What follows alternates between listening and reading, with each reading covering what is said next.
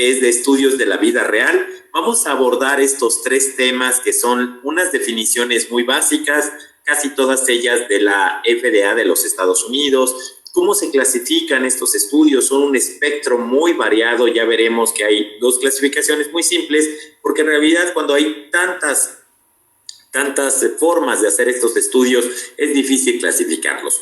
Lo más importante de esta sesión van a ser los métodos que uno puede revisar al leer un artículo para saber si los investigadores y los autores los emplearon para reducir la posibilidad de que haya errores en las conclusiones. Y luego vamos a terminar con dos artículos que envié hace 2 días al chat, en el cual el propósito es practicar la lectura crítica, la interpretación de datos de estos artículos, pero pudieran haber sido cualquier otro tema en nuestra especialidad. Vamos a empezar con la sesión entonces, y para eso hay que recordar que los ensayos clínicos controlados son considerados el estándar de oro en investigación clínica. Esto aplica a todas las especialidades, no importa si es pediatría, endocrinología, cardio, hemato o onco, no importa. Los ensayos clínicos son el diseño por excelencia más sólido y que proporciona la evidencia más sólida. Sin embargo, ya lo habíamos comentado desde la primera sesión, hay algunas áreas terapéuticas muy concretas, entre ellas la anticoncepción, en el que por razones éticas y de respeto a las preferencias que pueden tener las pacientes, no son frecuentes los ensayos clínicos controlados, y en esas circunstancias los estudios de cohortes se convierten en la opción más sólida para llegar a obtener información acerca de la eficacia o seguridad de los medicamentos. Bueno, habiendo hecho esa aclaración que ya habíamos comentado, las observaciones que hacen los distintos autores, investigadores o clínicos o tomadores de decisiones de gobierno es que los pacientes que se incluyen en estas condiciones ideales de investigación pudieran no ser representativos de todos los pacientes que nosotros vemos en la práctica clínica habitual. De tal manera que tomadores de decisiones de gobierno, compañías de seguros, pero también nosotros, clínicos en actividades públicas o privadas, nos gustaría tener más información sobre cómo le va en los resultados de salud, su seguridad a estos medicamentos, de los cuales ya tenemos su eficacia y su seguridad y que desde luego ya fueron registrados y se utilizan en las indicaciones que conocemos en la población abierta. De tal forma que los estudios de vida real, el real world, estos diseños evidence, lo que hace es que evalúa estos beneficios de tratamientos que ya han sido aprobados para su uso en nuestra población.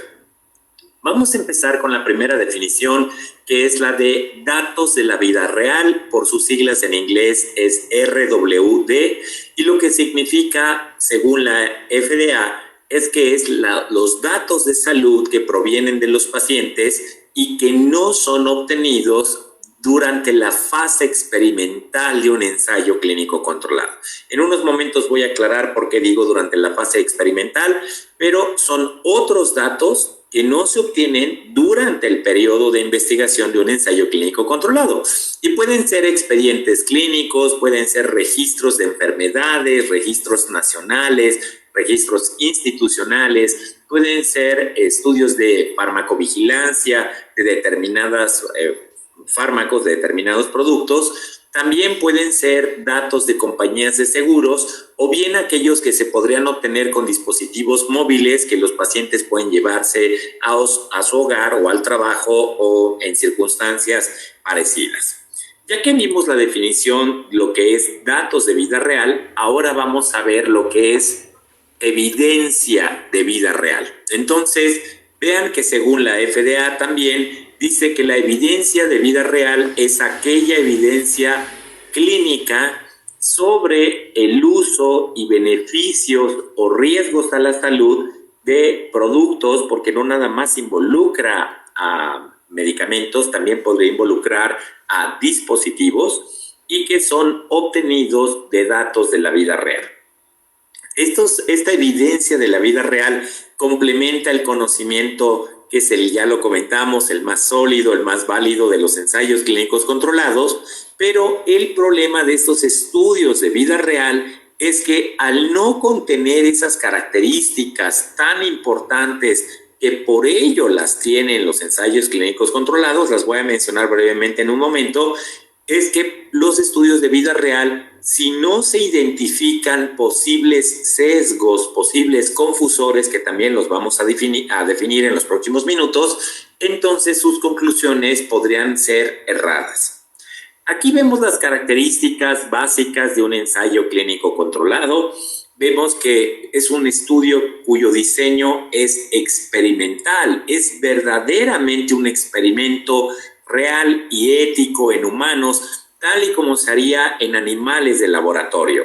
Aquí los investigadores deciden qué tratamientos estudiar, quién va a ser el comparador, deciden el tipo de pacientes, los criterios de inclusión y exclusión, deciden el tiempo de seguimiento, los métodos para medir esas variables de desenlace, los objetivos de la investigación, en fin, controlan todo el tipo de análisis estadístico, todo, de tal manera que eso es un verdadero experimento. Sus resultados se enfocan en eficacia y en seguridad, y esto proviene desde la fase 1, fase 2 o fase 3, y continúa con los estudios fase 4, solo que en ese caso ya no se le va a llamar eficacia en los estudios de vida real, sino, como veremos en un momento, se les va a llamar efectividad. La población es una población en la que se aplican criterios de inclusión y criterios de exclusión, es una población que es restringida. El seguimiento de estos pacientes es un seguimiento intenso, metódico y que se realiza a intervalos muy bien definidos y autorizados por las distintas agencias, ya sea la FDA o la Agencia Europea de Medicamentos, EMA, y hace uso de dos estrategias importantes, que son la aleatorización, que permite generar grupos comparables en todas y cada una de las características clínicas y demográficas, y también hace uso del cegamiento. Recuerden que el típico estudio doble ciego es aquel en el que ni el médico ni el paciente saben qué tratamiento está recibiendo. Y por ende, por todas estas características, son los estudios de investigación clínica más costosos que existen. Sin embargo, pues aquí lo que interesa es la solidez de los estudios. Muy distinto de los estudios de vida real, en el que se trata de estudios de diseño observacional. Aquí los médicos van a observar cómo les va a pacientes o cómo les ha ido, si esa observación es hacia atrás en el tiempo, lo vamos a comentar también, y decidirán qué tratamientos quieren observar, pero no intervienen en mayor forma como si se hace en un diseño experimental. Les comentaba que el resultado de los efectos benéficos a la salud en un estudio de vida real se le llama efectividad. Y la seguridad, esa se va a seguir evaluando desde la fase 1 hasta la fase 4. Siempre se va a seguir evaluando la seguridad con los distintos medicamentos. Recuerden que si tienen algún comentario o quieren que me extienda en alguna de estas aclaraciones, definiciones que estoy dando, por favor, o comente algo adicional, lo pueden hacer en el chat. La idea es que tengamos una actividad interactiva como siempre lo hemos tenido.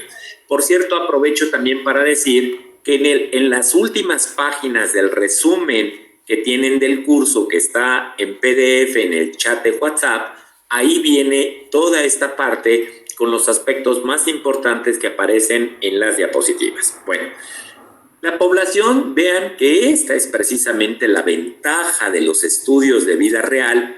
Ya no es una población restringida con esos criterios de inclusión, exclusión o eliminación.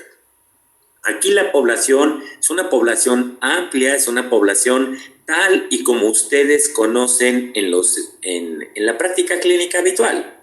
No se hace, desde luego, un seguimiento, una monitorización tan intensiva, sino se hace el seguimiento que hacemos también en la práctica clínica habitual después de administrar un determinado anticonceptivo o determinado tratamiento, depende de la patología que estemos hablando. Aquí no hay aleatorización, aquí no hay cegamiento. Los médicos, los pacientes saben qué tratamiento están recibiendo pero precisamente estos dos factores, la aleatorización y cegamiento, se aplican en un ensayo clínico controlado para evitar sesgos, para evitar distorsiones de los resultados. Así es que hay que tenerlos en cuenta que aquí no estamos viendo no hay cegamiento y no hay aleatorización, ¿de acuerdo? Y el costo, pues, es muchísimo menor. Me pone una pregunta, Guillermo, muchas gracias, Guillermo, ¿pero el ensayo clínico controlado va con estudios de la vida real o son excluyentes? Ahorita vamos a ver, Guillermo, que hay un tipo de estudio de la vida real que es el que se hace después de que ya terminó un ensayo clínico controlado, pero son excluyentes. Primero se hacen los ensayos clínicos controlados del fase 1, el fase 2, el fase 3. Esos fase 3 son los que le dan el registro a los medicamentos en los distintos países en el mundo, y una vez completado el registro, ya que se puede utilizar en la población general, es cuando entran los estudios de vida real. Ya solamente después de que ya tiene el registro en el país para esa indicación. Pero vamos a ver que hay un tipo de estudios de vida real que es un estudio muy peculiar. Guillermo, los que están haciendo ahorita, las vacunas que están haciendo, hay vacunas en fase 1, vacunas en fase 2, vacunas en fase 3, pero no hay estudios de la vida real de vacunas. Todos son fase 3, los más avanzados. Una vez que ya se haya registrado la vacuna y haya pasado la aprobación de las distintas agencias, entonces sí van a poder iniciar los estudios de vida real. Ahorita hay otros estudios, pero son con otras terapéuticas que no tienen que ver con la vacuna, ¿de acuerdo? Entonces, a eso se les podría llamar siempre y cuando ese país haya dado la acreditación a ese tratamiento para que ya pueda llamársele estudio de vida real. En ese sentido, sí son excluyentes, porque un fase 3, pues son estudios que se realizan para lograr el registro en los distintos países, y un estudio de vida real, pues ya tiene que haber contado con el registro. Pero vamos a ver que hay una variante de vida real que hace el seguimiento de ensayos clínicos controlados, ¿de acuerdo? Esa es una variante, no es muy común, pero sí existe. Vamos a ver cómo se clasifican los estudios de vida real. El primero de ellos es una clasificación que a mí se me hace muy lógica, es intuitiva, y vean, los divide en dos: en diseños que estudian pacientes o diseños que estudian expedientes. Si ustedes quisieran hacer un estudio con métodos anticonceptivos y tomaran a 3 hospitales, 3 consultas de planificación familiar en Perú, entonces ustedes decidirían qué anticonceptivos van a hacer el estudio de vida real y seguirían a los pacientes las citas, las harían como ustedes consideren, a los 3 meses, a los 6 meses, al año y así sucesivamente, tal vez cada 6 meses. De esa forma, ustedes podrían hacer un estudio de vida real en pacientes reales, muy distinto a un estudio de vida real que tome los 5 últimos años de consulta de una clínica de planificación familiar y tome los casos desde hace 5 años en el que se les asignaron determinados anticonceptivos y para ver cómo les fue en el tiempo, ¿de acuerdo? Pero eso es ver expedientes, ahí sí no es ver pacientes, y eso hace una gran diferencia en cuanto a la calidad de la información que van a proporcionar los estudios de vida real. Otra clasificación que es muy importante tener, al menos entenderla, es que los estudios de vida real, Guillermo, los estudios de vida real nunca son transversales porque hacen seguimiento. Voy a aclarar esto en este instante, que el seguimiento puede ser hacia adelante en el tiempo y puede ser hacia atrás en el tiempo. Transversal es cuando nunca existe seguimiento. Entonces, el seguimiento puede ser hacia adelante en el tiempo y en ese caso les llamamos a este estudio prospectivos, ¿de acuerdo? Los estudios prospectivos hacen seguimiento hacia adelante en el tiempo y entonces aquí hay 3 de ellos que son los ejemplos más notorios. El que les comentaba yo hace un momento, que es el seguimiento de ensayos clínicos controlados que ya concluyeron su fase experimental, su fase de doble cegamiento, ya acabó el estudio y entonces se abre el cegamiento, los médicos saben qué tratamiento están recibiendo los pacientes también, se le llama open label y entonces ya que inician una fase posterior a la conclusión del ensayo clínico, se puede continuar el seguimiento de esos pacientes. Entonces, claro, tener muy en mente que una limitante de estos seguimientos de ensayos clínicos controlados es que sí aplicaron los criterios de inclusión y exclusión, y entonces tendría esa desventaja que no estarían siguiendo a pacientes de la población general. Ahora, viene otro ensayo clínico que es muy importante y que lo van a ver cada vez con más frecuencia. Mis estimados colegas, ¿me pueden comentar en el chat si han escuchado de este diseño, han visto una conferencia o les han llevado un artículo publicado de un tipo de diseño que se llama ensayo clínico pragmático? ¿Me pueden comentar en el chat si es que alguno de ustedes ya ha visto una conferencia o si alguien ha leído un artículo que sea un ensayo clínico pragmático? Bueno, gracias por comentarme que no. En un momento voy a explicar en qué consiste, porque ese ensayo clínico es uno de los más sólidos estudios de vida real que les podrían proporcionar. Ya que aclaré que es prospectivo, que es el seguimiento hacia adelante en el tiempo, el seguimiento puede ser hacia atrás en el tiempo, ¿de acuerdo? Y en ese caso se les llama retrospectivos. Imagínense que a ustedes y a nosotros siempre nos han hecho un check-up y evidentemente nos podrían seguir a nosotros en un estudio de investigación en los 10 próximos años con cada check-up que nos hagan. Sería un estudio de seguimiento, pero muy distinto a que también nos hagan seguimiento hacia atrás. ¿Qué tal si ustedes y yo trabajamos en una institución y desde hace 10 años nos han hecho check-ups? Bueno, pues entonces el seguimiento es hacia atrás en el tiempo y a ese tipo de estudios se les llama retrospectivos. En ese caso se van a enfocar en registros institucionales, bases de datos, ya sea electrónicas, expedientes físicos, en fin. ¿De acuerdo? Entonces, hay dos tipos de clasificaciones. Los que ven pacientes o los que ven expedientes, por así decirlo. Y luego, por su seguimiento, se dividen en prospectivos y en retrospectivos. ¿De acuerdo?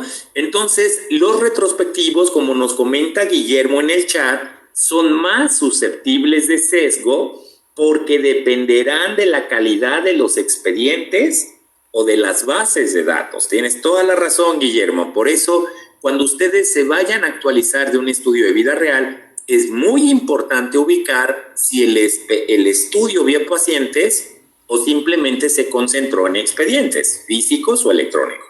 Y la otra es que los estudios retrospectivos, como nos comenta Guillermo, tienen mayor posibilidad de sesgo, de errores, que los estudios prospectivos. Yo les voy a mostrar dos estudios de vida real al final de la sesión.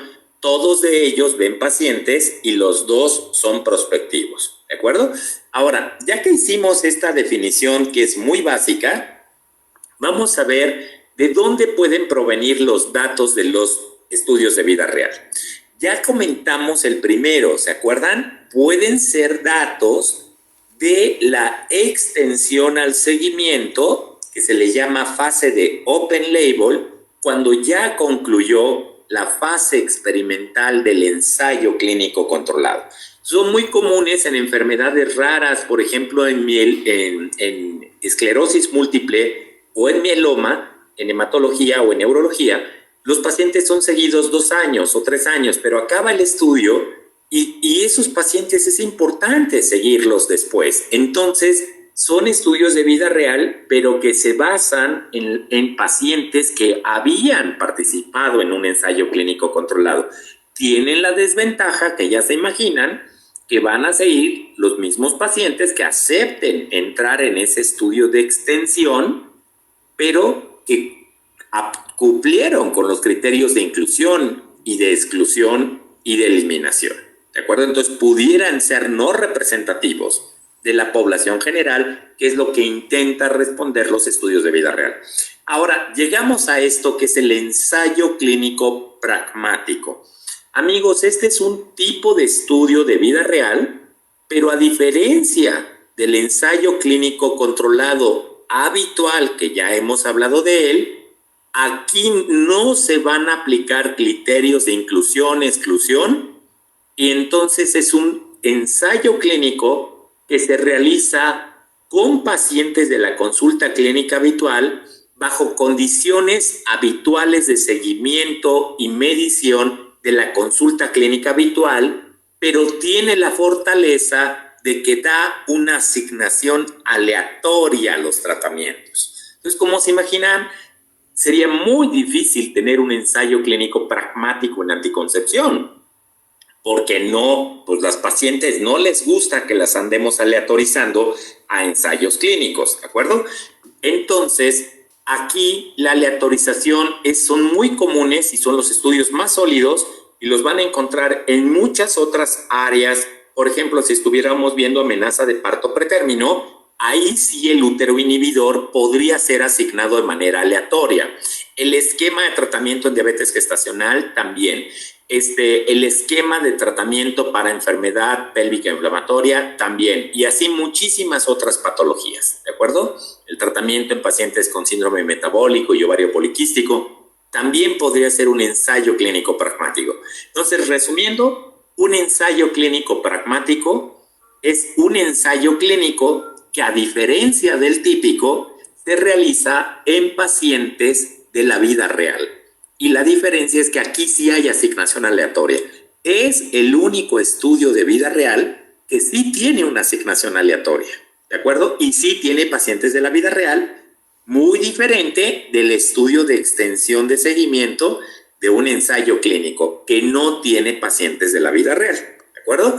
Pues ya que vimos esos dos tipos, podríamos hacer un análisis de registros de pacientes nacionales o institucionales, si ustedes los tuvieran en Perú, con determinada patología, y desde luego tenemos otras fuentes de datos que son bases de datos administrativas. Tengan mucha cautela porque la verdad es que las bases de datos no tienen una gran calidad en América Latina, no son como las de la Clínica Mayo, no son como las de Dinamarca, las de Canadá, que tienen unos controles de calidad bárbaros. Dice Guillermo, son bases débiles. Pues sí, tienes toda la razón, Guillermo, porque ni están todos los pacientes, ni están todos los datos, y vayan a ver si las cifras que están ahí sean las correctas. Entonces, ustedes ya lo saben, ese es el problema de estar haciendo análisis con bases de datos que no tienen esos controles de calidad. También pueden ser encuestas de salud. Esas habitualmente tienen un gran control de calidad. En México se realiza una encuesta de salud, no es la de población, es una encuesta de salud que incluye, es un diseño muy sólido. Lo malo es que son muy costosas estas encuestas, y también se realizan mediciones de laboratorio, clínicas de laboratorio y gabinete, no en toda la encuesta, pero sí en una muestra que ya se establece y se calcula. Entonces, esos datos tienden a ser muy sólidos si es que se realizan. ¿Me pueden decir, por favor, si en Perú se realiza una encuesta nacional de salud periódica?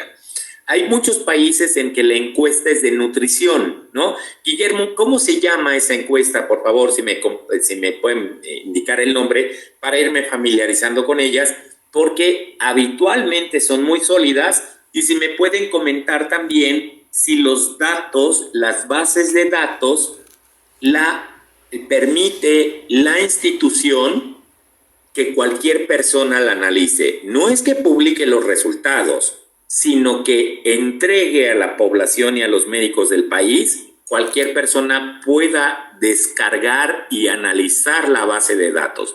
¿Me pueden comentar si es posible? Dice Raúl que ahora sí, me da muchísimo gusto, Raúl, porque hay instituciones, hay países en el que parecería que fuera propiedad de los autores, y perdónenme, pero es propiedad de los países. no de los doctores que dirigen esas instituciones o esas encuestas, ¿no? Me da mucho gusto porque de ahí se puede hacer análisis muy interesantes. Y luego tenemos las bases de datos que pueden ser de expedientes públicos o privados, ¿no? De clínicas, hospitales públicos o privados, y claro, los expedientes físicos o electrónicos. Todo esto está en su resumen. ¿Cuáles son los beneficios que nos dan estos estudios de la vida real? Pues permiten conocer la efectividad y seguridad de los medicamentos. Vean que no utilicé la palabra eficacia. Eficacia es en condiciones ideales de investigación. Por eso es que se le llama así en los fase 1, que se evalúa en todas las fases, y en vida real se le llama efectividad. Y aquí, amigos, no confundir con eficiencia, no son sinónimos, porque eficiencia es el uso óptimo de los recursos económicos en salud. Y para eso se tendrá que analizar eficacia, efectividad y además costos. ¿De acuerdo? Es otra cosa, es otro término, porque no son sinónimos. Entonces, nos permiten conocer la efectividad de los tratamientos porque su eficacia ya se conoce de los ensayos clínicos controlados. En otras palabras, es cómo les va a personas de la vida real, ¿no? Pacientes de la vida real, y nos permiten conocer en otras poblaciones, en escenarios clínicos diferentes, ¿no? Y el seguimiento nos permiten seguimientos que son a mayor plazo. Voy a mostrarles un estudio el día de hoy que tiene un seguimiento hasta de 10 años con anticonceptivos en seguridad cardiovascular, lo cual es un seguimiento portentoso y tremendamente raro para nuestra especialidad. En cardiovascular eso es muy frecuente. Y la comparación, permite la comparación con múltiples alternativas. Recuerden que los típicos ensayos fase 3, pues se compara un medicamento con el comparador estándar de oro o placebo, si fuera el caso, pero no es común que tengamos a todos los comparadores siéndose analizados, ¿no? Entonces, esta es otra ventaja de los estudios de la vida real. También nos permite medir otras variables como son calidad de vida, como son costos médicos directos e indirectos, coberturas ya sea de instituciones públicas o aseguradoras, patrones de prescripción por médicos generales, familiares o especialistas, también patrones de adherencia a determinados tratamientos o bien grupos terapéuticos. Como ven, los estudios de vida real nos pueden proporcionar muchas otras variables, información de ellas que no han sido incluidas en los estudios, en los ensayos fase 3, porque los harían aún más costosos y de lo de por sí ya son. Así, ¿quién interesa los estudios de vida real? Pues a todos nos interesan, a los clínicos que van a complementar nuestra información para tomar decisiones, epidemiólogos, investigadores, economistas de la salud, tomadores de decisiones en gobierno, la gente que trabaja en la industria farmacéutica y que contacta a las personas de gobierno, que se les llama equipos o personal de acceso, y desde luego a las aseguradoras también les interesa información. Vamos a ver ahora sí cuáles son los métodos para evitar que el análisis nos entregue, sean análisis sesgados, sean análisis que estén distorsionados los resultados. Para esto voy a empezar con 3 definiciones que son fundamentales, que son el sesgo, el ruido y el factor, el confusor. Un error aleatorio o ruido es cuando nosotros hacemos mediciones repetidas de una misma variable en los mismos pacientes bajo las mismas condiciones, y esas mediciones repetidas nunca van a concordar, porque esto es un error inherente a todo proceso de medición, no solamente en medicina, sino en cualquier ciencia. Y entonces es evidente que si nos toman la presión arterial o la frecuencia cardíaca, pues puede variar segundo a segundo, minuto a minuto. Pero si medimos un valor de laboratorio, el que me quieran ustedes decir, o peso corporal, pues si nos vuelven a pesar 30 segundos después, deberíamos pesar lo mismo. Y 30 segundos después lo mismo. o un valor de laboratorio, albúmina, hemoglobina, creatinina, el que ustedes me quieran decir. Entonces, el problema es que todas las mediciones tienen cierta imprecisión y sus resultados se van a desviar en ambas direcciones. Si no se desvían mucho, entonces no hay problema. Por ejemplo, si nos pesaran y se desviara más menos 100 gramos o bien 200 gramos, no habría mayor problema. Malo que nos pesaran y se desviara la medición más menos 2 kilogramos. Eso ya no le va a gustar a ninguna mujer y a nosotros tampoco.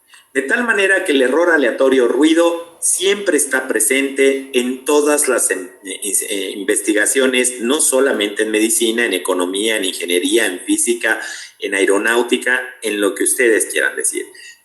Solamente que ojalá no sea mucha la desviación.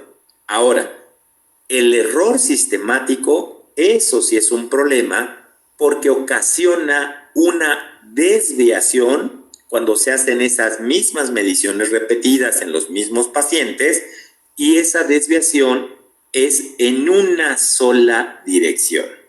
El ejemplo clásico de cómo se hace esto es que a todos ustedes y a mí nos tomaran una prueba de laboratorio en ayuno, en las mismas condiciones, con las mismas indicaciones, todo igual, ¿de acuerdo?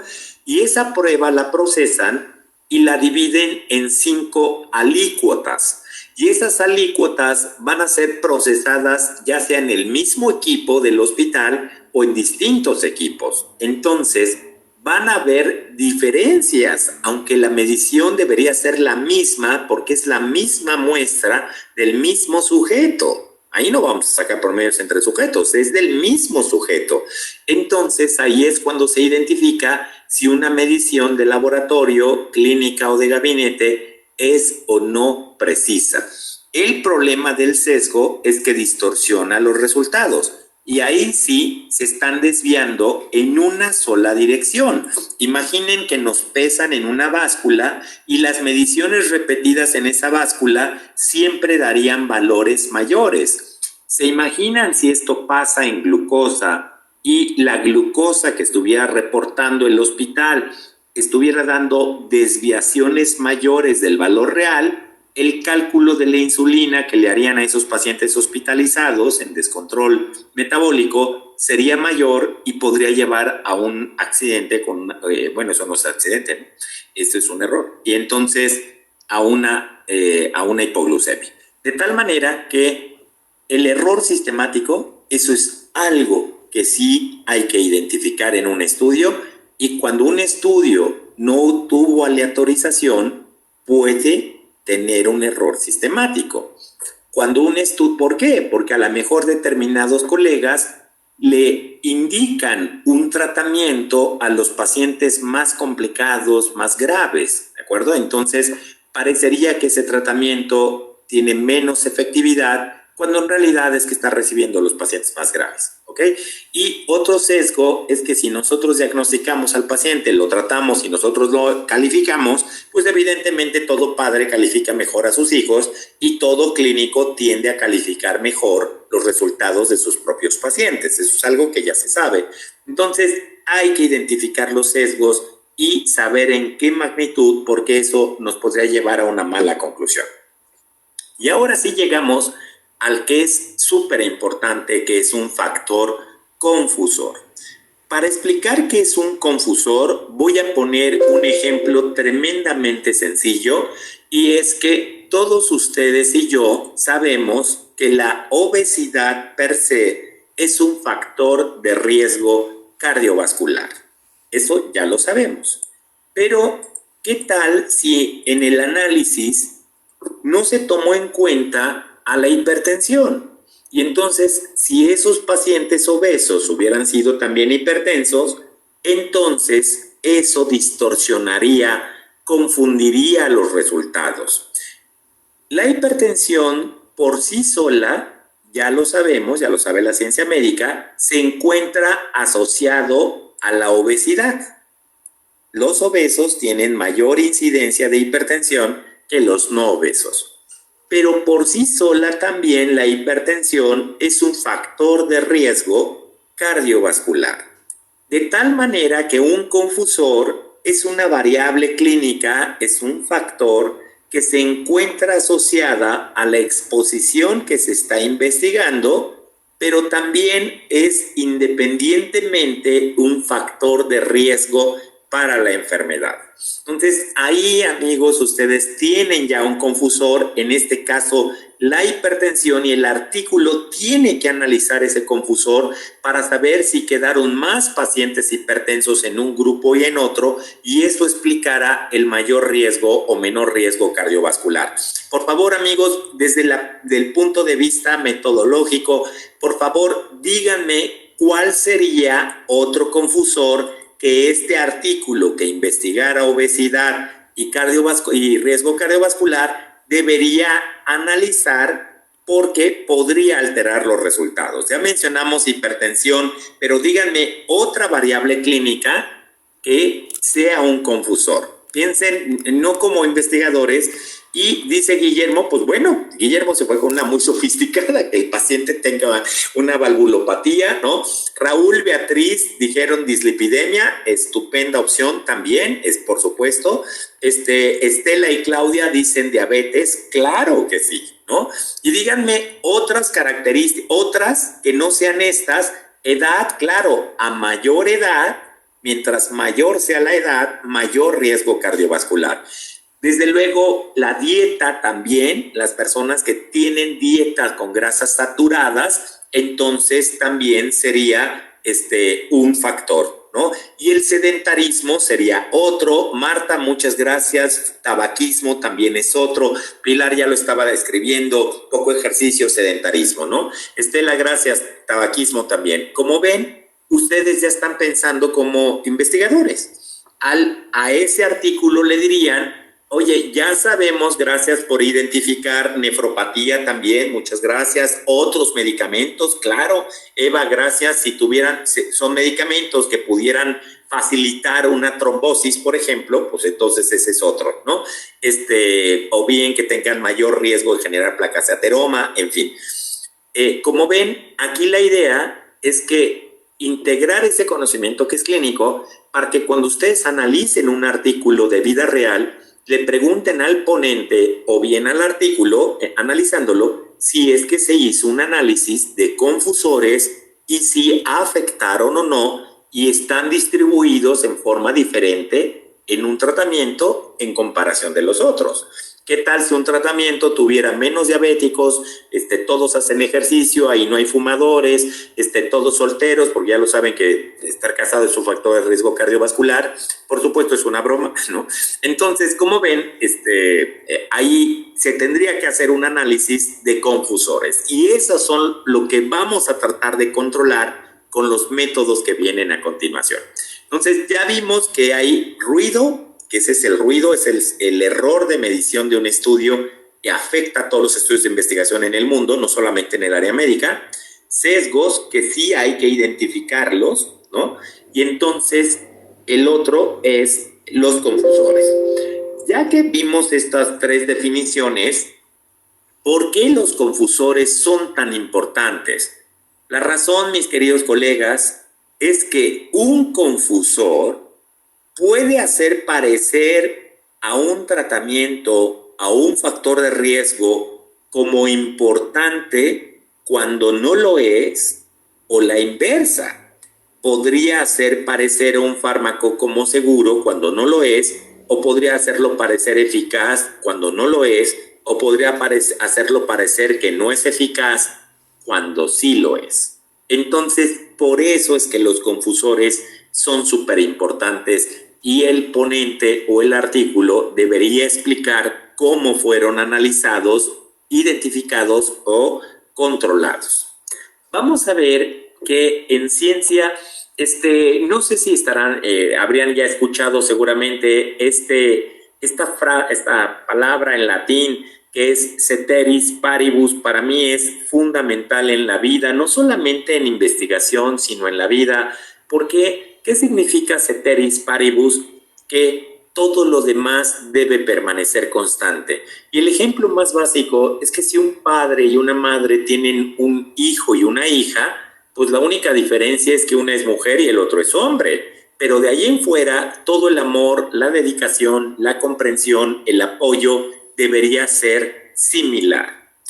En investigación también, si nosotros vamos a comparar tratamientos, deben ser similares en todo, excepto el tratamiento que estamos comparando. Entonces, esta es una máxima en investigación, en economía, en física y también, desde luego, en medicina, porque eso es precisamente lo que van a tratar de hacer las técnicas que vamos a ver a continuación. Generar que las características de los pacientes que vamos a comparar con distintos tratamientos en un estudio de vida real sean similares, excepto el tratamiento per se. ¿De acuerdo? Entonces, a ese principio en ciencia se le llama ceteris paribus, que en realidad, como ven, puede aplicar también para la vida cotidiana. Estos confusores, análisis, sí, Eva, vamos a ver que hay muchas técnicas. Ahorita voy a mencionar esa que estás diciendo, Eva, que es el análisis multivarianza. Vamos a ver una de ellas, ¿de acuerdo? Vamos a ver 7, y entre las cuales está el análisis multivariado, que se enfoca en varianzas también, ¿ok? Lo vamos a comentar en un momentito, Eva, gracias por el comentario. Estos controles de sesgos y confusores se pueden dar en la etapa de diseño, que sería lo mejor cuando se está diseñando el proyecto de investigación, o se puede hacer ya que se concluyó el estudio de investigación y está en la etapa de análisis. Entonces los vamos a ir viendo y yo voy a ir mencionando si se hacen en una o en ambas etapas. ¿De acuerdo? Entonces vamos a empezar, son 7 y están en su resumen que pueden encontrar en las últimas páginas del chat de WhatsApp. En las últimas páginas del resumen está esta parte que tiene que ver con estudios de vida real. El primer método, que no nada más utiliza un tipo de ensayo de estudio de vida real, ¿no?, sino lo usan los ensayos clínicos controlados, es la asignación aleatoria a los tratamientos. ¿Por qué? Porque genera grupos comparables. ¿Comparables en qué? En todas y cada una de las características clínicas y demográficas. Vean que aquí voy a tener un ejemplo. Supongan que en azul tenemos a los pacientes de alto riesgo. ¿Alto riesgo de qué? De lo que ustedes quieran.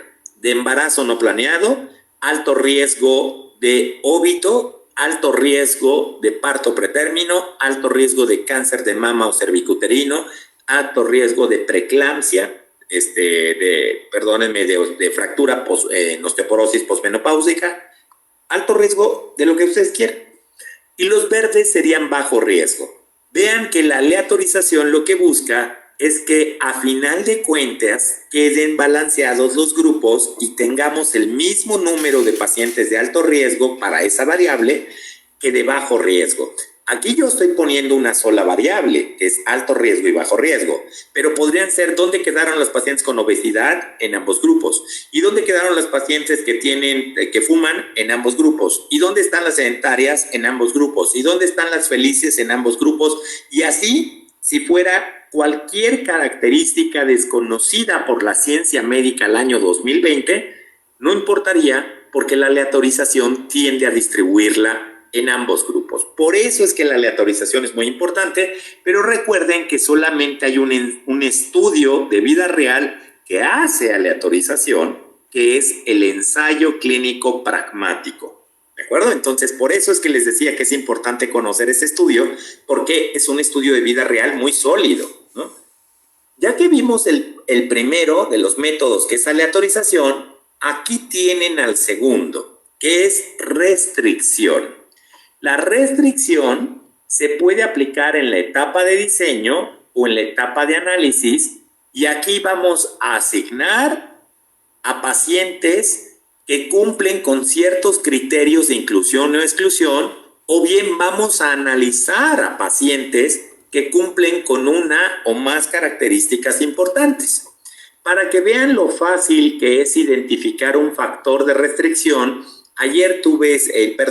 el martes tuve sesión con los cardiólogos de Perú, que les comentaba yo que era un grupo muy grande y que con ellos no pudimos hacer los ejercicios ni participar en el chat porque son 200.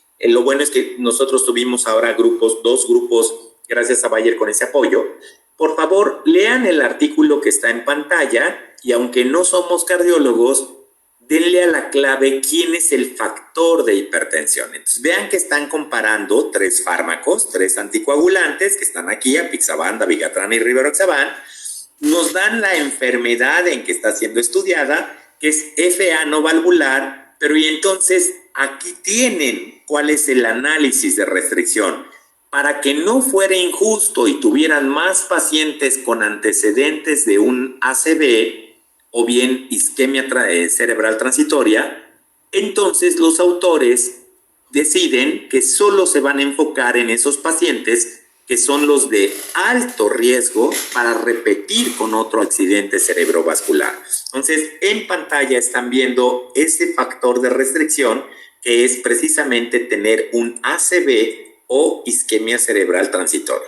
Y ahora aquí tienen el otro artículo. Por favor, si alguien me pone en pantalla con el ejemplo que di, aunque no seamos de esa especialidad, ¿cuál es el factor de restricción en el cual se basaron los investigadores para que los medicamentos que están comparando sean comparables? Es que, ¿qué tal si en unos hay más pacientes de mayor riesgo y menos riesgo? Entonces, en el título que están viendo en pantalla, ¿cuál dirían ustedes que es el factor de restricción?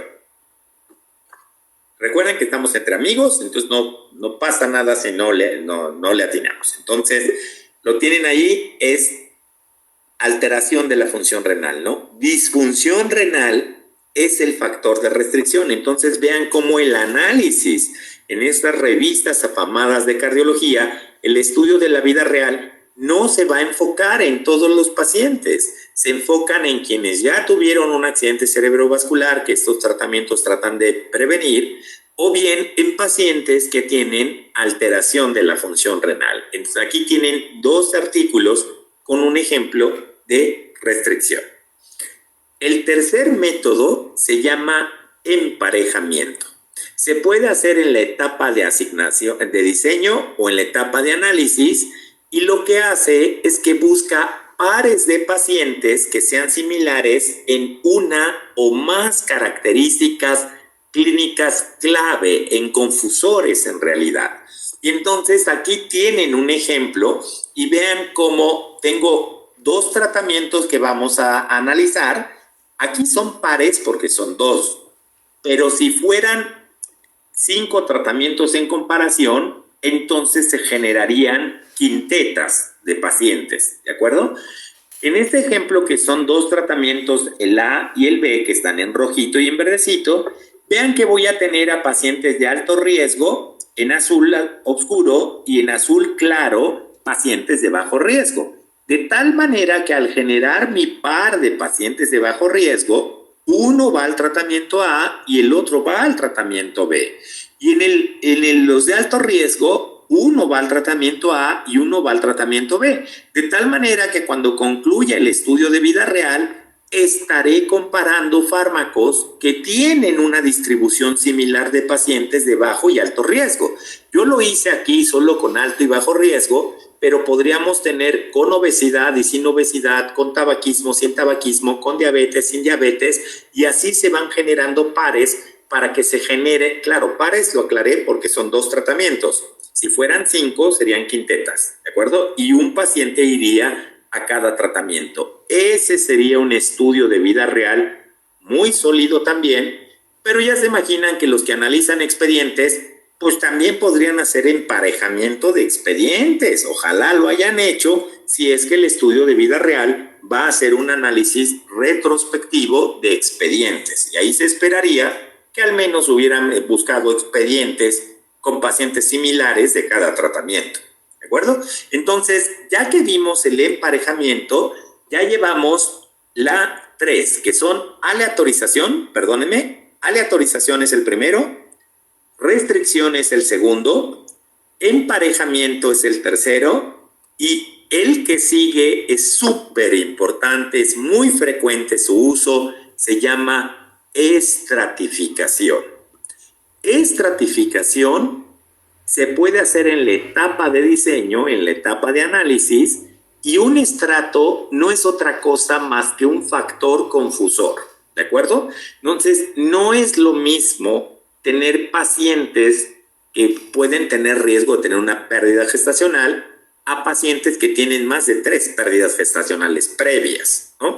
Entonces, o que tienen enfermedad autoinmune confirmada, de tal manera que un confusor es un factor que ya se conoce y pesa mucho, entonces se controlaría desde la etapa de diseño, pero si no se hizo, se podría hacer en la etapa de análisis. Voy a poner un ejemplo con 2 tratamientos que es A y B. Imagínense que el confusor fuera a tener peso anormal. Claro que yo lo hice con fines educativos este ejemplo, porque dividí en 2 estratos, que es peso normal y peso anormal. Ustedes me podrían decir que son 4, bajo peso, peso normal, sobrepeso y obesidad. Yo estoy usando un ejemplo de 2, pero podría haber sido de 4. Pero ¿qué tal si me dijeran que la edad también es un factor? Y entonces tendría a las mujeres jóvenes y a las mujeres adultas. De tal manera que la estratificación lo que permite es asegurar que cada tratamiento A o B, véanlo en pantalla, tiene 4 pacientes de cada uno de los estratos, y en realidad aquí estamos viendo 2 estratos para peso y 2 estratos para edad, de tal manera que este sería un análisis mucho más confiable para controlar sesgos, controlar confusores, que de no hacerlo. ¿Cómo lo pueden identificar? Cuando lean un artículo de investigación, no importa si es ensayo clínico o de vida real, busquen la palabra estratificación, y a veces aparece en el diseño y a veces aparece en el análisis, ¿de acuerdo? Entonces, si lo leen, pues de entrada ya les están diciendo que es un método para controlar confusores.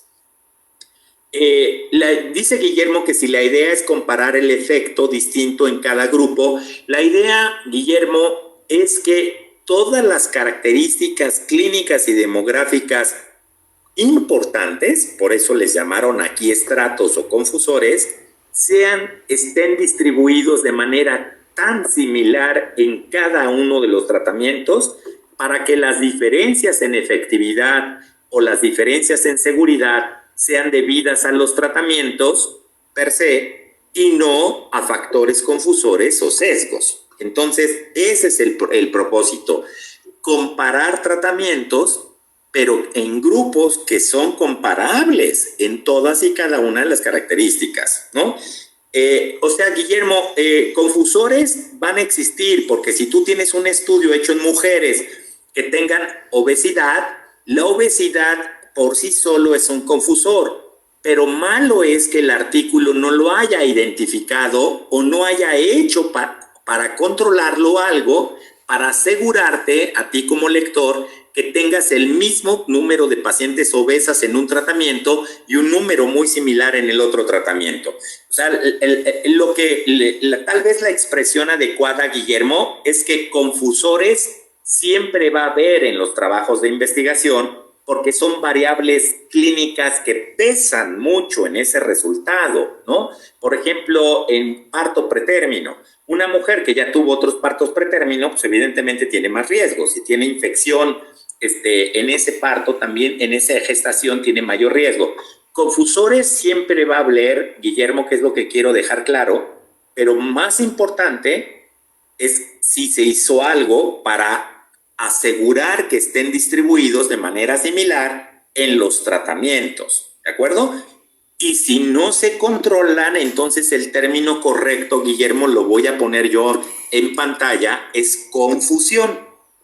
Eso es lo que sí se debe evitar, que exista confusión. La confusión se da cuando no se controlaron los confusores, ¿de acuerdo? Exacto, entonces ahí ya lo pusiste muy bien, Guillermo, que es disminuir el efecto que puedan tener los confusores, porque siempre los va a haber, pero el chiste es que no afecten. Esa es la idea, ¿de acuerdo? Amigos, ¿me pueden decir, por favor, si recuerdan una conferencia internacional en el que el ponente haya explicado el artículo puede ser un ensayo clínico controlado, puede ser un estudio de vida real.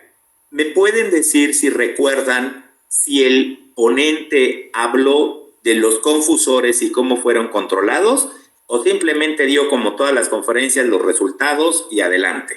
¿Me pueden comentar, por favor, porque es una parte de experiencia? Dice Raúl que no recuerda. Los demás, si me responden, se los agradecería muchísimo, porque hasta ahora es que yo estoy teniendo contacto con ustedes en Perú. Me ha tocado ya participación ya varios años con cardio, con hemato y con onco, pero hasta ahora no me había tocado en gineco y por eso estas preguntas, ¿no? Dice Guillermo que generalmente no lo hacen en las conferencias. Raúl ya nos había dicho que no. Pues amigos, pésimo que el conferencista no lo haga, ¿no? Es como si yo fuera a hablar de una técnica quirúrgica y no les dijera variantes en pacientes que se pueden complicar, ¿no? Entonces, Estela dice que no.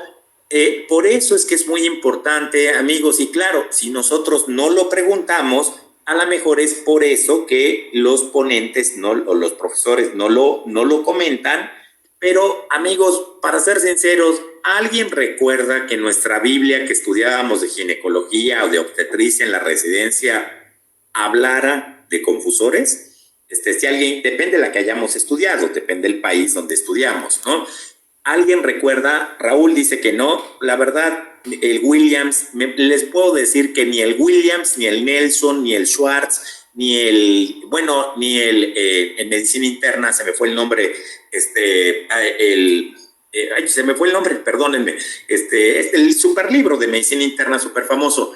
La realidad es que el Harrison, gracias Lucía, muy amable, ya ves, ya es tarde para mí, fin de semana, gracias Raúl y Lucía. El Harrison tampoco decía estas cosas, es que los libros de texto no las enseñan, pero son súper importantes, porque es como si tuviéramos un negocio juntos y les dijera que ganábamos tanto, pero no les dije si está confundido el resultado, ¿no? Entonces eso estaría mal, ¿no?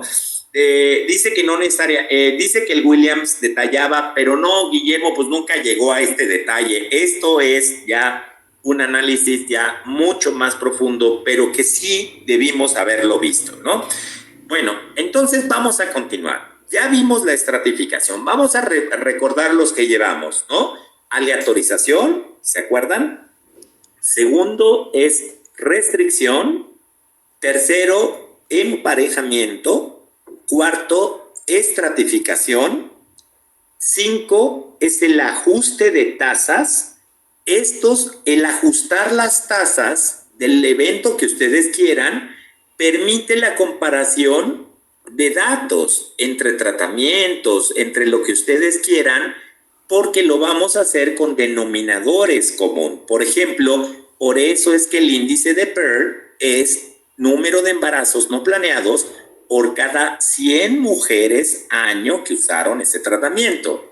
Y por otro lado, la incidencia de trombosis, vamos a ver que habitualmente se reporta el número de trombosis de casos por cada 10,000 mujeres año, ¿no? Y se acuerdan también las pruebas para SARS-CoV-2, para COVID-19, perdónenme, que confirman la enfermedad, pero son para SARS-CoV-2. Las pruebas de PCR se miden entre países el número de pruebas por cada 100,000 habitantes, ¿de acuerdo? Y así sabemos qué país tiene más pruebas o menos pruebas, porque las poblaciones son distintas, pero al estandarizarlas a un mismo denominador, permite la comparación, aunque sean países diferentes. Bueno, ya que vimos el ajuste de tasas, voy a hablar de otro, perdónenme, que es se llama mejor caso, peor caso.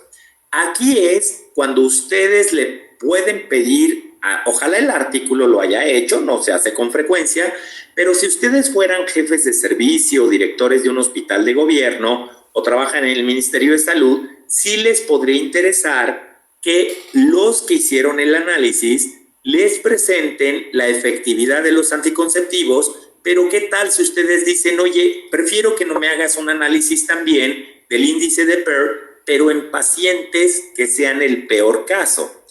¿Qué sería una paciente con peor caso? Pues la que tiene mayor riesgo de tener un embarazo no planeado, ¿no? ¿Y quiénes son? Pues todas aquellas variables que condicionen falla del tratamiento, como cuál, como obesidad, todos los que se han descrito en la literatura, ¿no?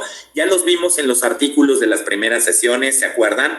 Tener a menor edad, mayor riesgo de embarazo no planeado, a menor nivel educativo, menor embarazo no planeado, a menor ingreso económico, mayor probabilidad de embarazo no planeado, de tal manera que ustedes podrían decir que les den el análisis basado en el peor caso, porque a veces nos presentan los laboratorios deshonestos el análisis y resultados en el mejor caso. Por eso es que hay que ir a analizar muy bien los pacientes que fueron incluidos. Y peor aún, muy deshonesto sería que ellos analizaran pacientes muy favorables para que les den resultados muy buenos y a los competidores o comparadores los analicen con los peores pacientes, con el peor caso, ¿no? Este es otro método, que es un método relativamente muy sencillo, ¿no?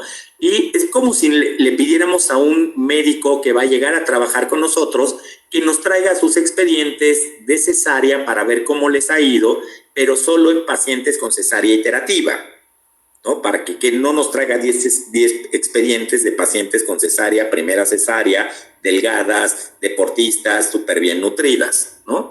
Así es que ese sería un escenario del peor caso.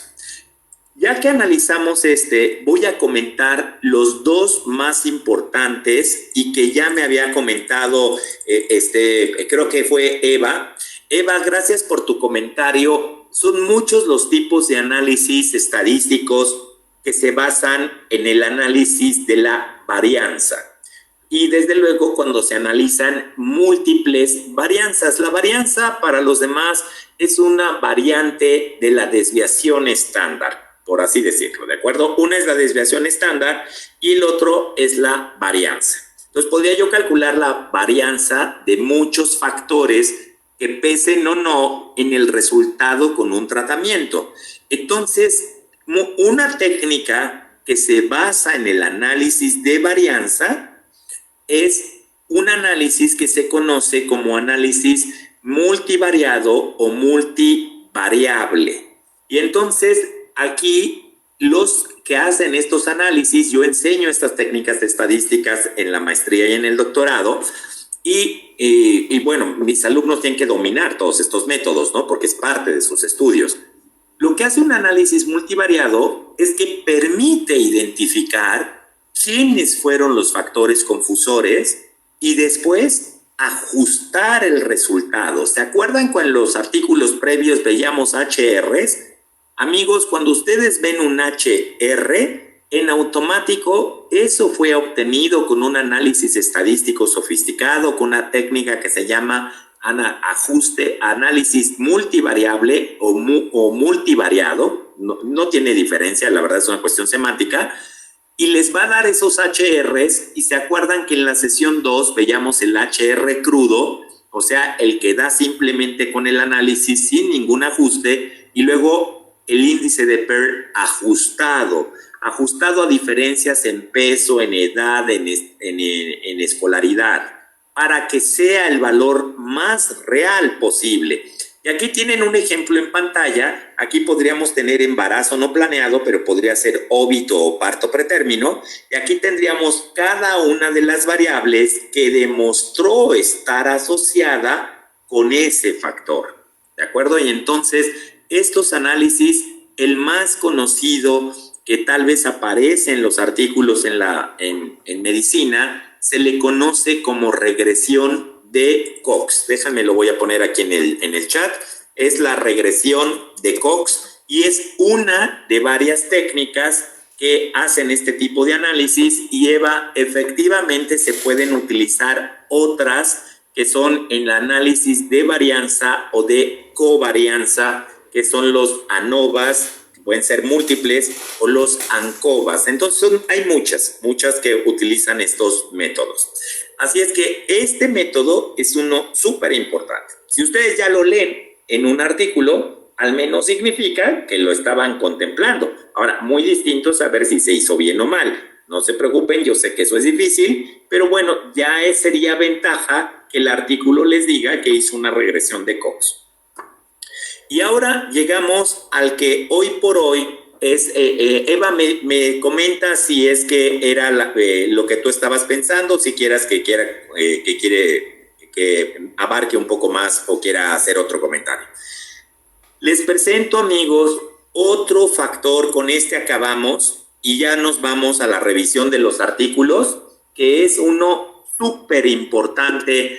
Yo le diría el Rolls Royce, el bárbaro, junto con el multivariado, para asegurar un buen análisis. Y ese método se llama PSM, por sus siglas en inglés, que se los estoy poniendo ahorita en el chat, es el Propensity Score Matching. Y este método voy a tratar de explicárselos con un ejemplo muy básico. Y entonces este método, que se llama Propensity Score Matching, es una técnica muy avanzada. Alguien, amigos, igual que me pusieron hace rato, le han presentado un artículo o ha visto alguna conferencia o leído un estudio de vida real que haya usado este método que se llama PSM. Bueno, si lo llegan a ver, pónganle mucha atención, porque ese es un super análisis. Ese sería el ideal, que nos hicieran muchos estudios de vida real, ¿de acuerdo? Esas cosas son Rolls Royce. Ahorita, gracias Raúl, vamos a ver por qué, ¿de acuerdo? Entonces, esta técnica combina dos de las que ya vimos. Una hace un análisis multivariable, y en ese análisis multivariable va a determinar la probabilidad que tiene un paciente de fallar al tratamiento. Acuérdense que fallar puede ser embarazo no planeado, puede ser parto pretérmino, puede ser cáncer cervicuterino, fractura, lo que ustedes quieran. Hace un análisis multivariado de todos los pacientes en los tratamientos que se están comparando, y luego, para hacer la comparación entre tratamientos, genera pares, pero vean que aquí no son pares con base en características que el clínico pudo haber sugerido, sino aquí son pares basados en una probabilidad. Y entonces creo que se va a entender mucho mejor con esta imagen que tienen en pantalla. En ciencia todo se mide entre 0 y 1. Si yo tuviera 1 de probabilidad de sacarme la lotería, ya me la saqué. Si yo tengo 0 de probabilidad de sacarme la lotería, nunca me la voy a sacar, ¿no? Alguien que tiene 1 de probabilidad de diabetes es que ya tiene diabetes, y 0 de probabilidad de diabetes es que nunca la tendría. Entonces, en ciencia, en todas las ciencias, la probabilidad se mide entre 0 y 1. De tal manera que vean que si esto fuera infarto, este sujeto que está aquí está casi al borde del infarto, tiene una probabilidad altísima, mientras que seguramente es un joven, deportista, sano, soltero, la vida es hermosa, ¿no? Entonces, esto es lo que hace precisamente esta técnica llamada PSM, que calcula un score de propensión. No es otra cosa más que una probabilidad.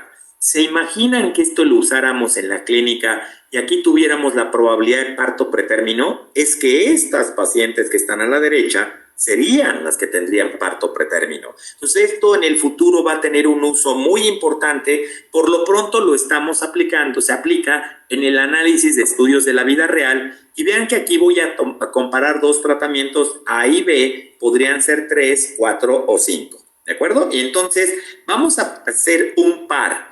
Voy a generar un par. ¿Me pueden decir, por favor, si el par que acabo de poner en pantalla les parece un buen par?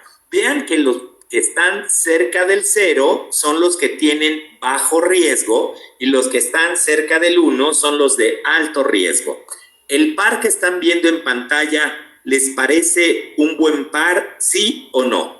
Yo estaría comparando el tratamiento A con el tratamiento B. Entonces, evidentemente ahí pueden ver con claridad que es una comparación justa entre el tratamiento A y el tratamiento B. Guillermo dice, ¿verdad que sí, Guillermo? Pues sí, es un buen par. Ahora voy a generarles otro par, y entonces, Guillermo, te pido por favor si puedes hacer la misma respuesta. ese les parece un buen par. Vean que no es idéntico, en este caso el amarillito tiene un poco más riesgo que el negrito, pero vean que en el siguiente par el negrito tiene un poquito más de riesgo que el amarillito. Entonces, siempre va a haber un margen que se debe respetar y así se generan los pares. Mi estimado Raúl, porque creo que no le gustó el segundo par a Raúl, en realidad se hace con números que son probabilidades y así esta es una técnica muy avanzada que hacen los mejores estudios de vida real en el mundo para asegurar que verdaderamente estemos comparando manzanas con manzanas y peras con peras. Cesárea primera, exacto, evita sesgos, Guillermo. Es una técnica muy sólida. Eva me dice que si se compensarían las probabilidades. Eva, en realidad aquí no estás haciendo compensación, sino lo que haces como sí se hace en el multivariado, en el que tú me decías de varianzas, ¿de acuerdo? Ahí sí haces una compensación. Aquí lo que estás haciendo es que si tú me pides que te genere 400 pares, yo te genere 400 pares basados en probabilidad de éxito o falla al tratamiento para que sean los resultados confiables y no distorsionados o no sesgados. ¿De acuerdo? Pero sí se basa en probabilidades, que es lo que estás diciendo, y a esa probabilidad esta técnica le llama score de propensión. Y entonces, bueno, amigos, se acabó la sesión. Esta es el resumen, bueno, no el resumen. Si alguien tiene alguna otra duda o comentario, recuerden que esto está en el chat, en el resumen, en el documento de WhatsApp. Y ahora, para terminar la sesión, voy a terminar con dos artículos, dos muy diferentes, en el que son estudios de vida real y vamos a ver, Guillermo, no solamente es solo son probabilidades por pares. Guillermo, el análisis de probabilidad es un análisis muy sofisticado, ejecutado en toda la población. Quizás es un emparejamiento, ¿no? Pero con base en múltiples variables que predicen un resultado.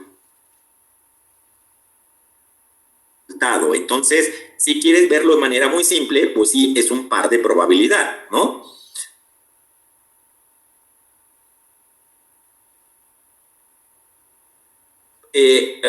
O sea, aquí el par es porque son dos tratamientos, Guillermo. Lo comenté, si fueran yo PCM, lo mostré yo a sus colegas de Perú el día martes y compara a los tres tratamientos. Entonces ahí no serían pares, sino serían tripletes, ¿no? Entonces se generan tantos tripletes se pueda con la base de datos, que es un estudio, por cierto, publicado en Dinamarca, de riesgo cardiovascular. Bueno, vamos a ver entonces. Sí, claro, puede ser por más de un par, Guillermo. Puede ser ahí la creatividad del investigador, no tiene límite, puede darse la combinación que uno quiera. Lo que no se vale es comparar pacientes de alta probabilidad con uno de baja probabilidad. Eso sí está chueco y entonces pues sería un estudio que está falseando. No, pues no falseando, está manipulando la información. Aquí tienen el primer artículo que les mandé. Es un estudio viejito, bueno, viejito porque es publicado en el 2009, pero quiero que lo vean porque la investigación no requiere siempre tener grupos de comparación. Ustedes y yo podríamos saber si somos buenos clínicos si nos asignan a 100 pacientes y luego ven cómo están un año después. Nadie nos está comparando con nadie. Simplemente es ver cómo están al inicio los pacientes que están enfermos y cómo están un año después. ¿De acuerdo? Entonces, vean que este artículo es un estudio de vida real con un anticonceptivo que ustedes conocen a la perfección, que es drospirenona. Es un estudio de corte de vida real. Se realizó en 12 países de Europa, entre los que se encuentran, bueno, ya lo pueden revisar aquí viene, ¿no? En los países lo pueden revisar en el artículo para ya no perdernos más en el tiempo, pero participó también Medio Oriente y Canadá. 3,488 pacientes de 268 centros. El seguimiento, vean cómo es un seguimiento cortito, es a 6 ciclos, pero es que no se requería más para los objetivos de investigación, muy distinto del artículo que vamos a ver a continuación, que son casi 10 años de seguimiento. El objetivo es ver qué cambios ocasionaba el tratamiento en cuanto a patrón de sangrado, síntomas premenstruales de retención hídrica y satisfacción con el método. Aquí tienen el primer resultado. Amigos, están viendo cómo estaban las pacientes antes de iniciar drospirenona y luego cómo están 6 meses después en cuanto a sangrado intermenstrual o hemorragia intermenstrual, como quieran ustedes decirles, es una cuestión semántica. Vamos a ver esto. Vean que reduce del 28 al 5%. ¿De acuerdo? Es una reducción que esto eran 1 de cada 3 pacientes, se disminuye a 1 de cada 20 pacientes. En cuanto a la dismenorrea, vean que se redujo del 67%, que es 2 de cada 3 pacientes al ingresar al estudio tenían dismenorrea, y se reduce a 1 de cada 5 pacientes, ¿no?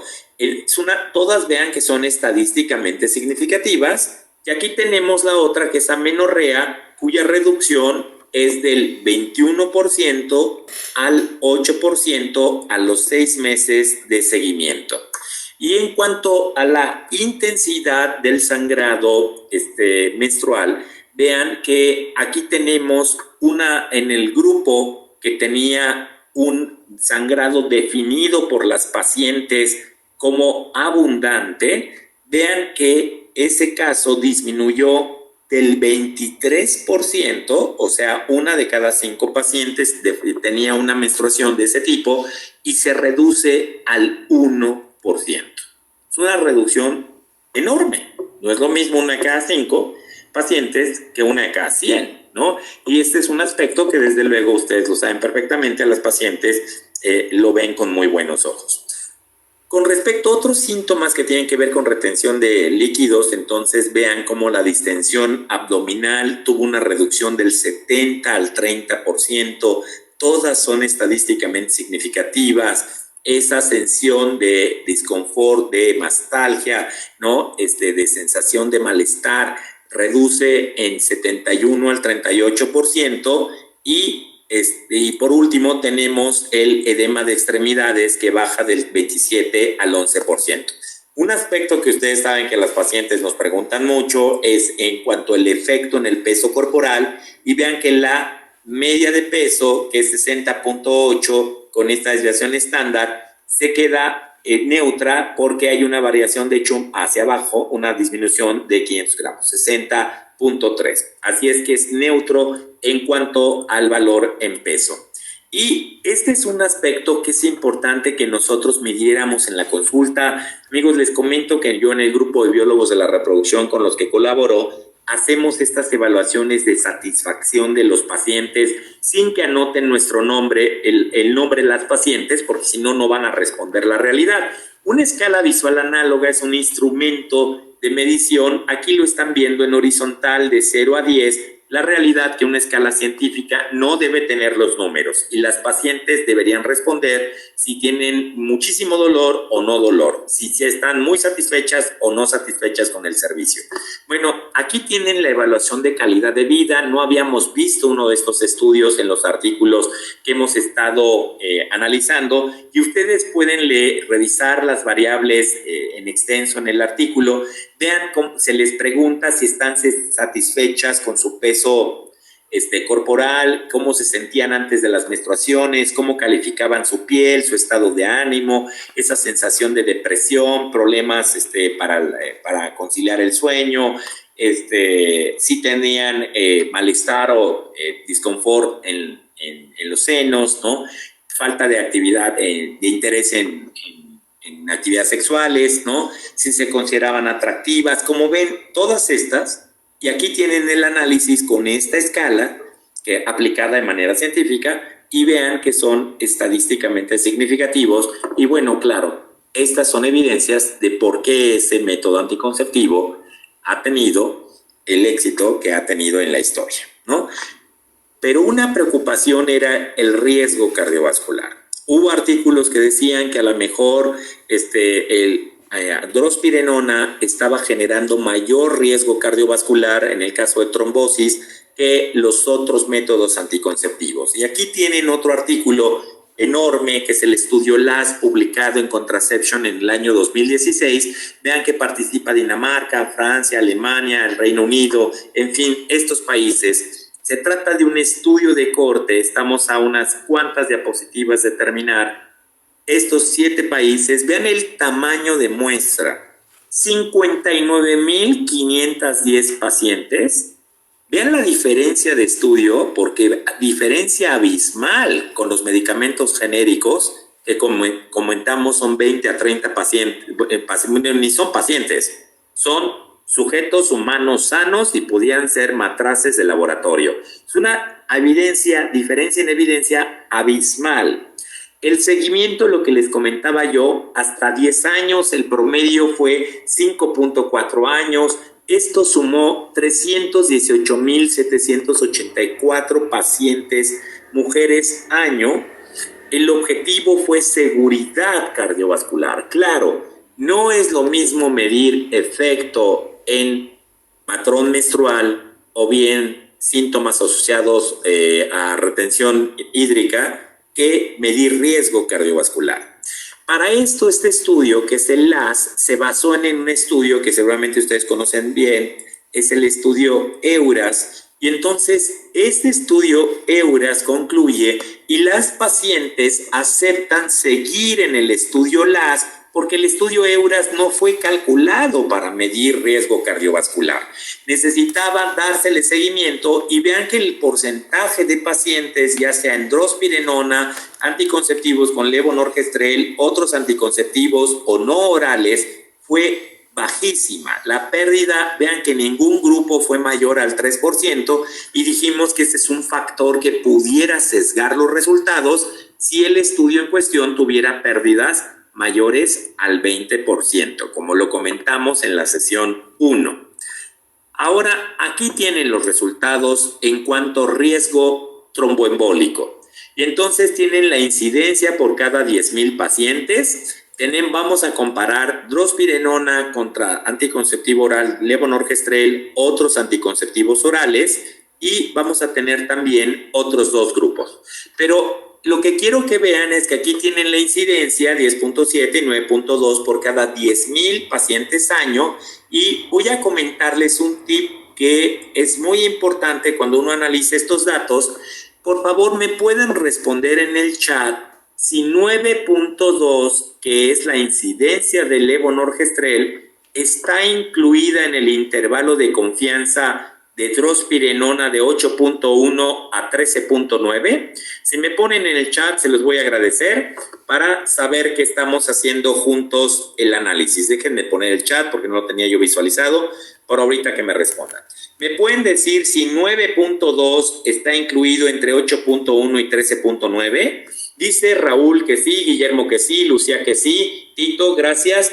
Amigos, cuando ustedes vean que el efecto promedio, en este caso la incidencia de un grupo, está incluido en el intervalo de confianza del otro, gracias Estela, en automático no hay diferencias en esa variable. Entonces, en este caso, no hay diferencias en eventos tromboembólicos entre levonorgestrel, hidrospirenona y otros orales. Pero ahora vamos a hacerlo al revés. ¿Me pueden decir si 10.7 está incluido en el intervalo de confianza del levonorgestrel de 6.9 a 12? Dice Guillermo que sí, Lucía que sí, Eva que sí, Raúl que sí. Como ven, amigos, detenerse en estos análisis y que el ponente lo haga, o cuando ustedes den clase también o conferencia, pues yo sé que también lo hacen, esa es útil para que la audiencia por sí misma llegue a la conclusión adecuada, porque no es que la estemos, es que es el dato real.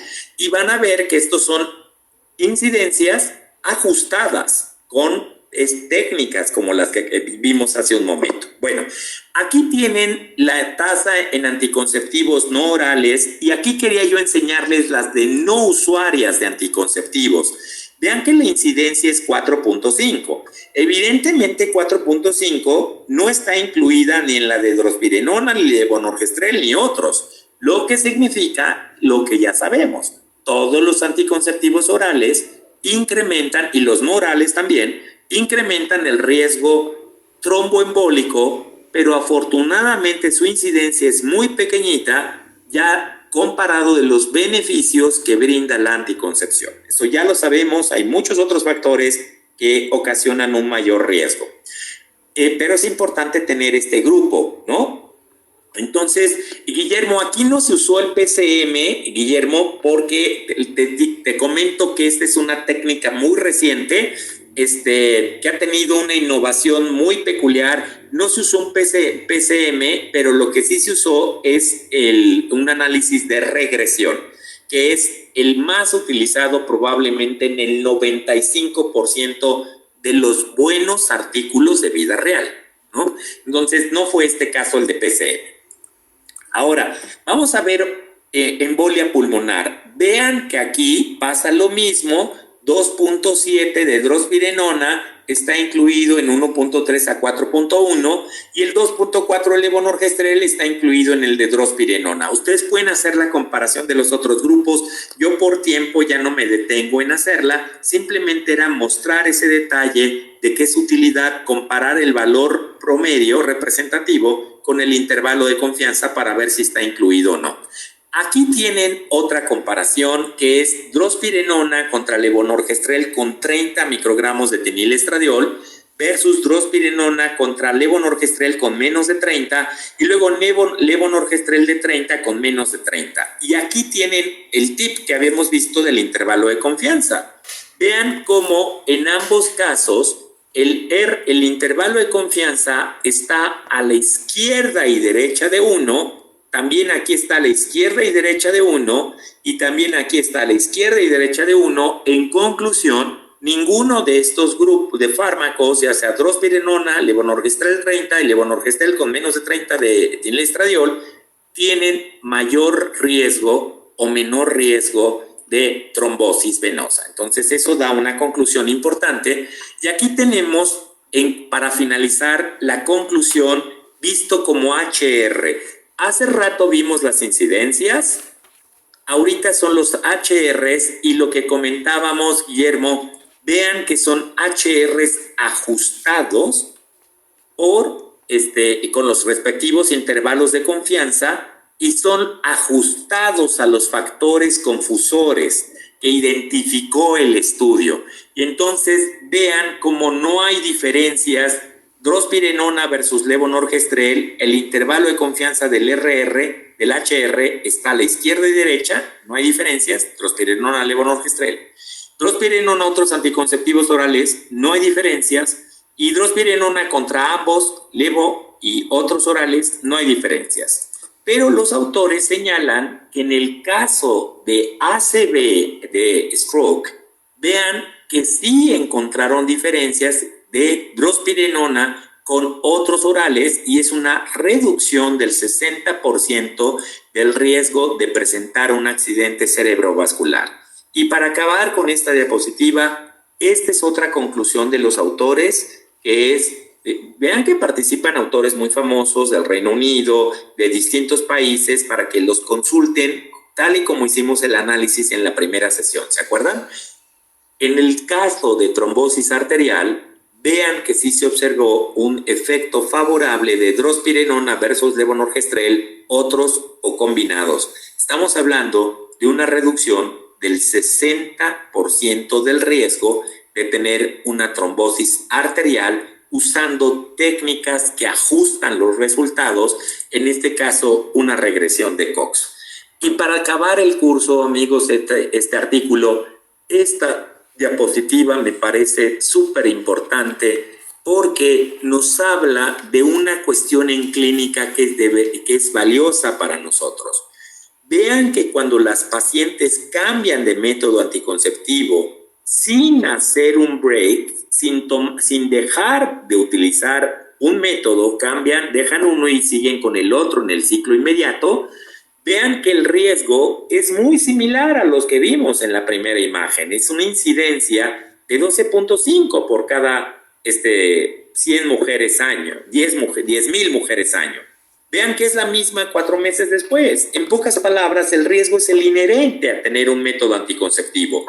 Pero el problema es que si una paciente hace un break, un descanso de 4 o más semanas, o deja más tiempo al punto que se le va a llamar que reinicia el método, vean que el riesgo se puede duplicar y el riesgo de trombosis se puede hasta triplicar en relación al valor de no haber hecho un break. Por eso, los expertos recomiendan que si una paciente o nosotros vamos a migrar a una paciente de un método a otro, nunca hacer un break, porque eso por sí solo incrementa en la evidencia epidemiológica científica que sí incrementa el riesgo cardiovascular. Y bueno, por eso me detuve en ese comentario, ¿no? Entonces, Guillermo, efectivamente no es conveniente. Lucía dice qué dato, ¿verdad, Lucía? Pero además, Lucía, lo que a mí me encanta es ver el dato y además la solidez, porque pues no es lo mismo que llegue un ponente súper famoso y nos diga no hagan break. ¿Por qué? Pues porque así lo dice Williams, así lo dijo Nelson o quien sea, sino porque estamos viendo el número de pacientes, el diseño del estudio, la técnica estadística para controlar sesgos. Entonces, este era un consejo que yo creo les iba a gustar. Y mis queridos colegas, con esto terminamos el curso. Les agradezco mucho su paciencia, me pasé 10 minutitos. El mensaje del curso ha sido a lo largo de estas 4 sesiones, sean críticos con los artículos, con las conferencias, hay que ser críticos, escépticos. Un artículo puede proveer verdad, pero también una gama de errores y de sesgos. Y el problema es que no solamente se pone en riesgo a la verdad, sino también se pone en riesgo a los pacientes cuando podrían tener una mejor opción terapéutica. Por lo tanto, lo que se aconseja es sano escepticismo y sentido común. Vamos a utilizar siempre la experiencia clínica. Les comentaba desde la primera sesión, lo más valioso que ustedes y yo tenemos es la experiencia clínica ganada a través de años y la seguiremos ganando más y es valioso. El conocimiento ganado a través de años es valioso, pero tener estas habilidades en el análisis de artículos científicos van a ser de gran valor para tomar decisiones, no solamente con la experiencia, con el conocimiento, sino con el análisis correcto de los artículos científicos. Muchas gracias.